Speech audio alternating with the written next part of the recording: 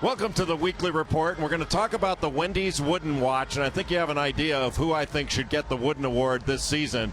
But I want to start out with who my top three are. We're going to start out with number 3.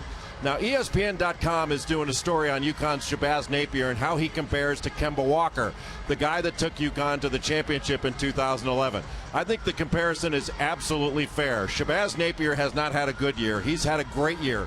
He is leading the team in every important statistical category, and he's carried UConn to being a top 25 team this year. Is he as good as Kemba Walker? In some areas, he's as good, if not better. In other areas, he's not. I think Kemba Walker was a more explosive scorer, the type of guy who could get you 40 points in a game and could carry you absolutely on the offensive end. I think Napier is probably a little bit better passer, maybe a little bit better defender on the ball, and he's a much better rebounder, guy who sticks his nose in there and gets up to 6 rebounds per game. Shabazz Napier will be number 3 on my list for the Wooden Award. He's had a terrific year and I think has put himself in a position to be considered and right there in most any year. Number 2, I would go to Durham, North Carolina for Duke's Jabari Parker. Just a freshman, Parker has been outstanding all season long. But as he's gone on through the ACC season, he's learned different spots on the floor where he can be successful. Early on in the ACC year, Parker was relying on jump shots, being more of a three-point shooter and settling.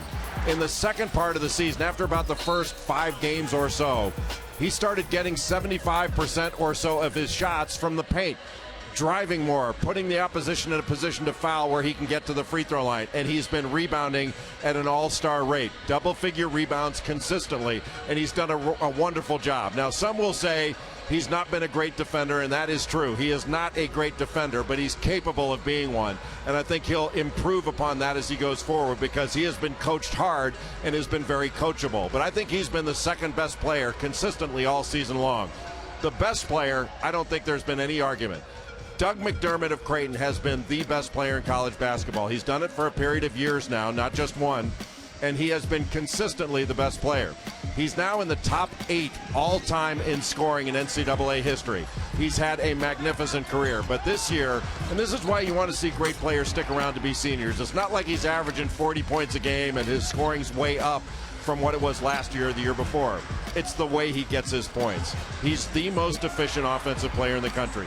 He can operate down in the low post. He comes off of screens. He does a great job of playing slow to fast. He really toys with the defense and takes advantage of any mistake that the defense makes. And he has seen every defense imaginable just geared to stop him.